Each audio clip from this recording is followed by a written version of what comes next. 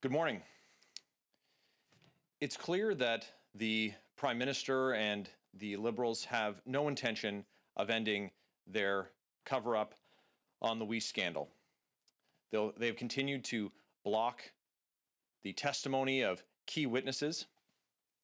And at the Defense Committee, Liberals are continuing to block the appearance of key staff with direct knowledge of the sexual misconduct scandal involving the Minister of National Defense and the former Chief of Defense Staff. We've seen this since last summer, that the Prime Minister is willing to go to extreme lengths to cover up corruption and misdeeds in his government. First, he prorogued Parliament, and then committee members were forced to withstand dozens of hours and dozens of meetings of filibusters by Liberal members. As soon as opposition members get close to the truth and start unearthing answers for Canadians on these two very important issues, one, sexual misconduct in the military, and two, on the conflict of interest in pandemic spending, that this government is continuing to go to great lengths to hide the truth from Canadians. So today, the Conservative opposition is putting forward a motion to end these cover-ups. We're calling for the testimony of Rick Teese, who's a senior advisor, a director of policy and cabinet affairs to the Prime Minister, Amit Pal Singh, who's the Deputy Prime Minister's policy advisor, Ben Chin, the Prime Minister's senior advisor, Zita Astravas, formerly the Minister of National Defence's Chief of Staff and the Prime Minister's Director of Issue Management, and currently the Minister of Public Safety and Emergency Preparedness Chief of Staff, as well as the Privy Council Office due diligence report on the Canada Student Service Grant that was previously committed by the Chief Clerk of the Privy Council. So all of these individuals have direct knowledge of the issues that the committees have been studying, and they must testify so that Canadians can have the truth.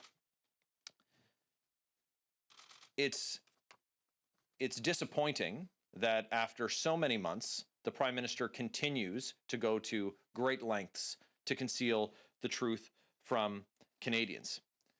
Parliamentarians have very important work to undertake, and these committee studies, both at National Defense and the Ethics Committee, are part of that important work. The pattern of cover-up that's been conducted using prorogation and filibusters is not something that Canadians will be forced to endure for any longer. Now, of course, there is an alternative should the Prime Minister still refuse to allow these individuals to testify, and we're going to give him the opportunity to testify in place of those witnesses should the Liberal government insist that they not appear. The bottom line is that the members of our Canadian Armed Forces deserve a government, they deserve a minister, they deserve a Prime Minister and a Chief of Defense Staff who will stop at nothing to protect them from sexual misconduct. What they have instead right now is a government who will stop at nothing to conceal sexual misconduct. For 3 years, the Prime Minister and his Minister of National Defense failed to take action, and in fact, the only action they did take was to award a raise to the Chief of Defense Staff after learning these very troubling allegations. And of course, in a situation where the Prime Minister's family was paid and benefited close to $500,000 from an organization that was then awarded a $500 million contract to administer for the government, Canadians, of course, deserve answers about how that came to pass, particularly with the inconsistencies in testimony. And now that testimony has only been dragged out over almost a year as a result of the delay and stalling tactics employed by the government. So today, we will put this motion forward in the House, and we will have a vote on it in the House. And we encourage all members of Parliament to support these efforts at transparency And now I'll invite the opposition House Leader, my colleague, Gérard Deltell, to speak to you as well.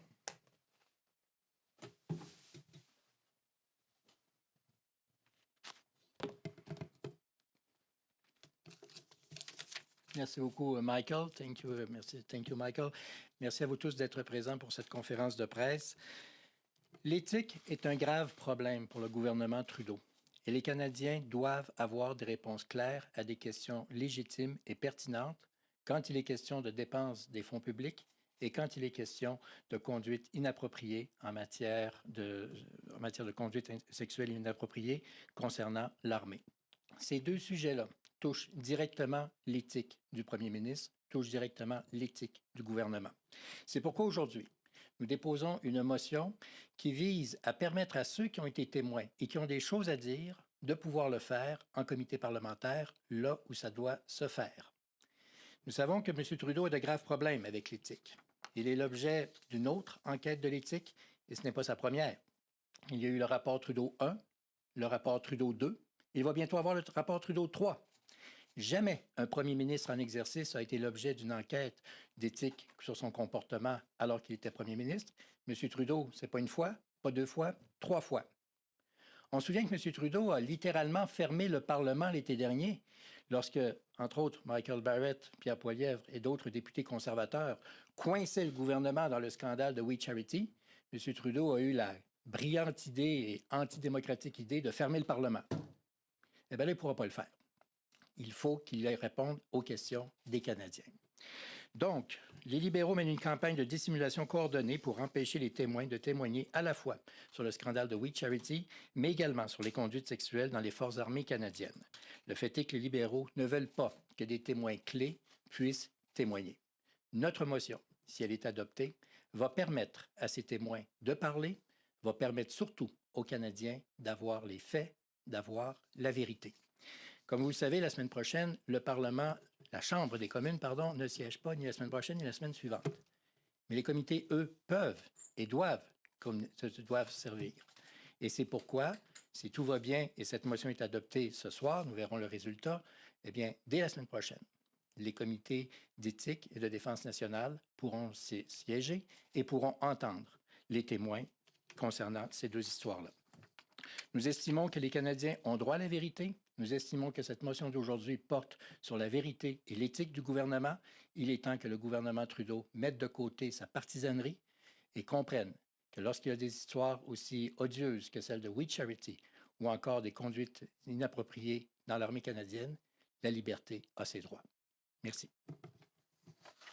We will now start the question period. As a reminder, one question, one follow-up. Nous allons maintenant commencer la période de questions, comme une question et une question de suivi. Opératrice, avons-nous une première question au téléphone? Thank you. Merci. The first question. La première question de Louis Blouin, Radio-Canada. La parole est à vous. Please go ahead. Bonjour, M. Deltell. La Cour suprême s'apprête à trancher sur la constitutionnalité d'une taxe sur le carbone. Évidemment, le jugement n'est pas sorti. Je voudrais vous entendre sur les deux scénarios. Si la Cour suprême dit que la tarification sur le carbone est constitutionnelle, est-ce que ça va vous forcer à changer votre approche quand une voix aussi qui porte autant dit que c'est constitutionnel? Si on dit que ce n'est pas constitutionnel, qu'est-ce que ça veut dire pour la suite des choses pour vous? Merci beaucoup, M. Blouin. Écoutez, comme vous le savez, vous l'avez vous-même dit, la décision n'est pas encore rendue. Donc, par respect pour la Cour suprême, par respect pour le jugement de la Cour suprême, par respect pour les Canadiens, attendons de voir ce que la Cour va dire pour après ça pouvoir commenter. Je tiens quand même à vous rappeler que nous estimons que la façon de combattre les changements climatiques, de combattre les problèmes que nous avons avec la pollution, ce n'est pas en créant la taxe sur le carbone. Nous l'avons vécu au Québec, j'ai moi-même participé au vote à ce moment-là, avec la question de la bourse sur le carbone, et puis les résultats ne sont pas là. Donc, nous, notre approche est différente. Maintenant, sur le fond des choses, concernant le jugement de la Cour suprême, laissons la Cour suprême rendre son jugement. La journée est encore jeune. On aura l'occasion de revenir là-dessus, M. Blouin. Ce soir, il y a 9 votes sur les crédits budgétaires, les dépenses qui sont, sauf erreur, des votes de confiance. J'aimerais savoir quelles sont vos intentions sur ces votes-là ce soir, M. Deltell. Est-ce que vous allez voter avec le gouvernement? Alors, sur la question des votes qui auront lieu ce soir, on sait que ça concerne évidemment les budgets. Les budgets, c'est une situation qui, évidemment, est très importante. On a soulevé des problèmes concernant la gestion des fonds publics et on va continuer à le faire. Les votes seront connus ce soir, mais je tiens à vous rappeler que nous, concernant la gestion des fonds publics, il faut qu'on fasse notre travail sérieusement et correctement. Je vous rappellerai que quand on le fait trop rapidement, bien, ça conduit à des erreurs du genre, comme on a connu avec le fameux 1 000 $ que les gens qui étaient à l'extérieur pouvaient profiter. Ce n'était pas la bonne chose à faire. Donc, on aura les votes ce soir et vous aurez notre point de vue là-dessus. Mais allez-vous appuyer le gouvernement ou pas? Vous allez le voir tantôt. Opératrice, avons-nous une seconde question?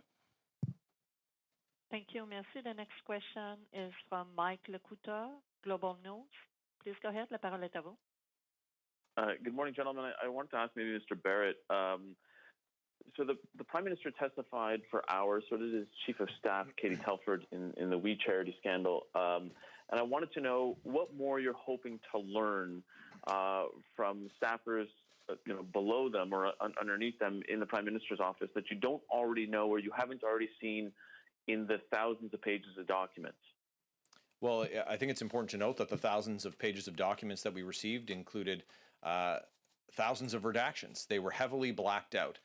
The Prime Minister testified before we received those documents, and then as soon as we received them, of course, prorogued Parliament. So we've seen in those documents that there were multiple contacts between individuals in the Prime Minister's office and directly with people at the We organization. And so we have questions about that because that contradicts the testimony that we heard from the Prime Minister, from his Chief of Staff. Ideally, the Liberal members at committee would allow these witnesses to come forward, and the Prime Minister would not need to testify. That's a decision for them to undertake. But opposition members at committee have been clear at who we are looking to speak with, and the Liberal members have been clear that they're going to block those efforts. So we need to get answers on this. And frankly, had Parliament not been shut down by the Prime Minister last August, I expect that we could have resolved this issue much sooner. But of course, when Parliament resumed, there was the equivalent of 20 meetings at the Ethics Committee alone that were filibustered by the Liberals. So there's been a pause in the pursuit of answers, and that was precipitated, of course, by the delay and cover-up tactics that the Liberals employed. Just as a follow-up, I wanted to ask you, what have you been hearing from Canadians that leads you to believe that they want to hear more details about the We Charity instead of the procurement and delivery of vaccines? Because it would seem that that's, for Canadians, that would be more top of mind. Well, fortunately, we're able to do both. We have very talented parliamentarians in our caucus who are holding the government to account specifically on the issue of procurement of vaccines. I think you heard questions in the House of Commons yesterday from our Shadow Minister for Health, Michelle Rempel, to the Prime Minister that he failed to answer those questions. And in this case, we have a $500 million on the We Charity issue that was going to be going to an organization. They would have benefited over $40 million for the administration of those funds.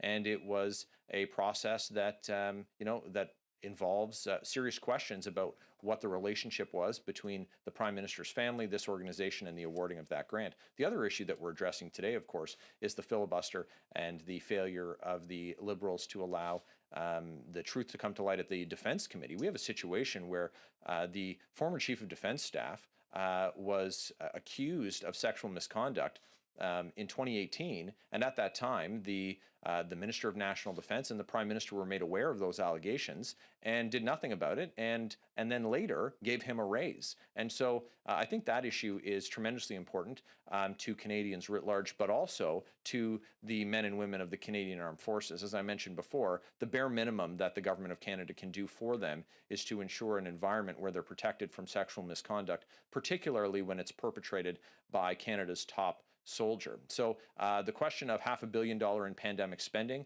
the question of sexual misconduct in the military, those are both germane to Canadians. But also this week, we introduced a motion on our other opposition day with respect to the pandemic. So we continue to hold the government to account on multiple fronts, and we look forward to debating this issue today.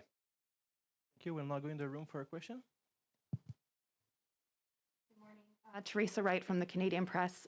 Just following up on my colleague's question there, I've actually been working from home, much like a lot of MPs in the Maritimes for the last year, and I'm just returning back to Ottawa. And I have to say I didn't hear about the We Charity affair for many, many months now. So, on that side of the country. So how much do you think Canadians, maybe in areas outside of, Toronto and Ottawa, really care about this issue?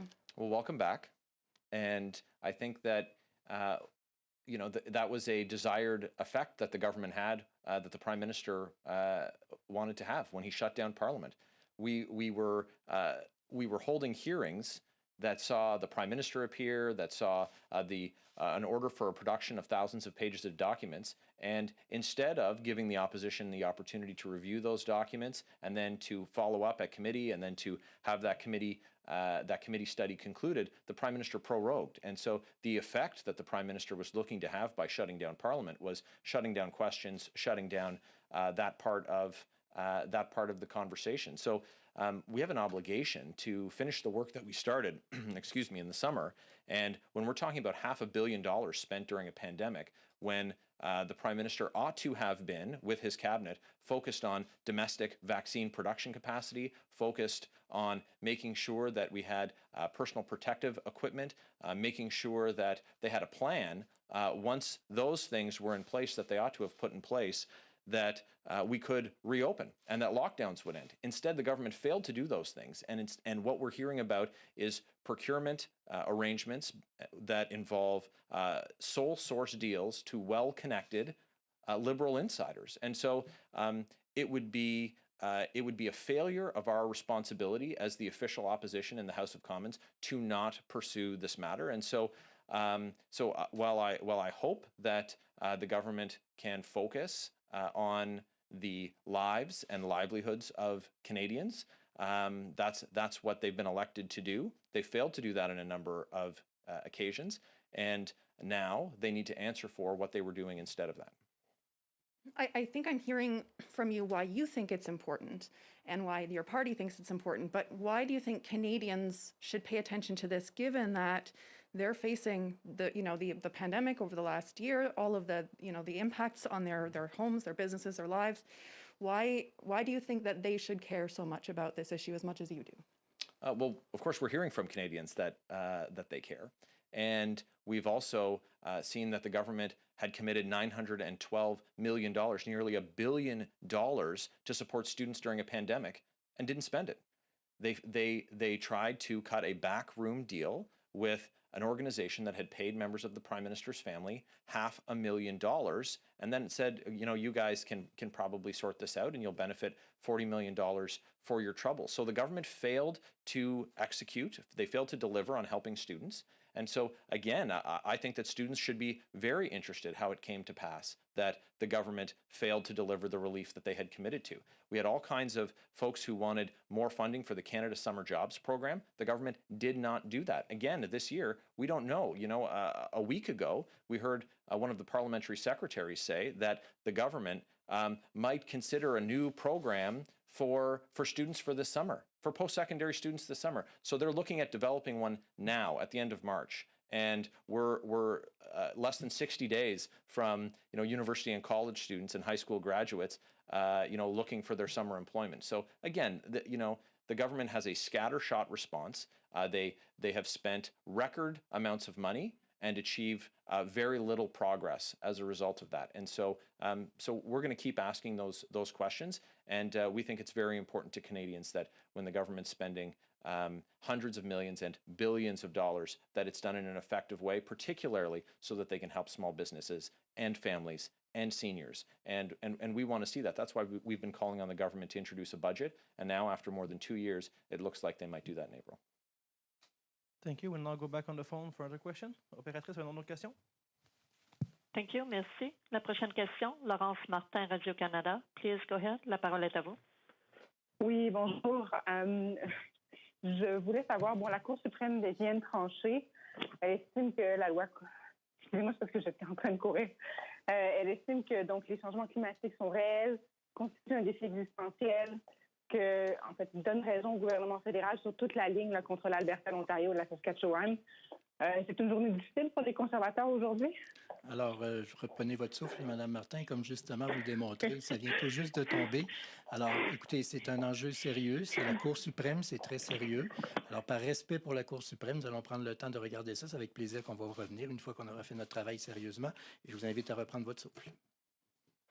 Mais juste pour, en termes de suivi, est-ce que ce n'est pas le temps pour, comme ce jugement de la Cour suprême est très important, est-ce que ce n'est pas le temps pour les conservateurs de se ranger là, derrière une taxe sur le carbone? On a une autre voie importante aujourd'hui qui s'ajoute en faveur de ce genre de mécanisme.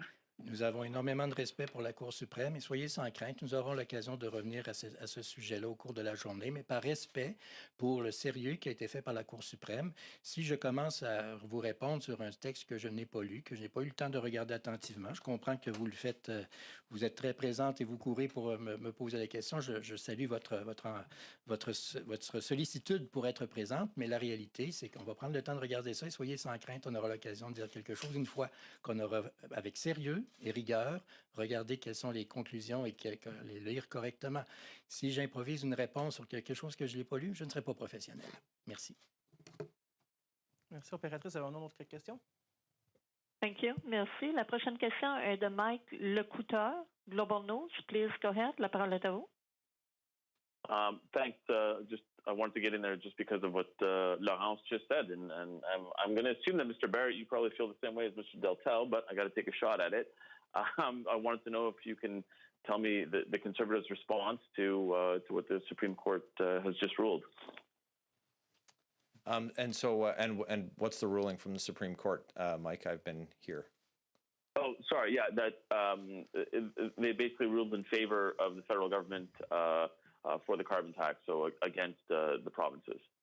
Right. So, a ruling from the Supreme Court that's been released in the last couple of minutes is definitely something that I'm going to want to take a look at, along with my conservative colleagues, out of respect for the work that the Supreme Court has done, and of course for all of the interveners in the case. It would be inappropriate to wade too far into that.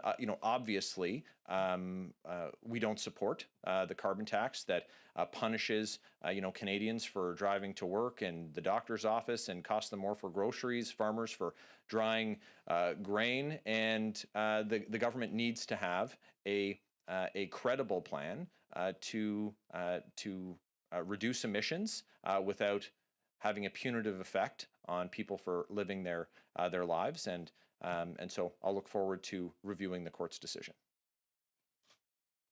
Just as a follow-up, though, coming out of this weekend of the Conservatives' convention and the debate that you had over climate change being real, do you think now that the highest court in the land has said this, that this needs to change the discussion within the Conservative Party?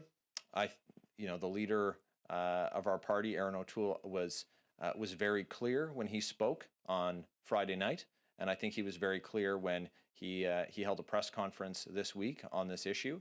And so we've said many times that of course we're going to have a credible plan for addressing climate change, and we'll have that plan before the next election. And what that plan will do is make sure that we reduce emissions without killing jobs and without making life unaffordable for everyday Canadians. Dans le temps pour une dernière question. Avez-vous une autre question? Thank you. Merci. There are no further questions registered at this time. Nous n'avons plus de questions pour le moment. I would now like to turn the meeting back over to you. Right, thank you. This concludes the press conference. Ceci met fin à la conférence de presse. Merci. Thank you.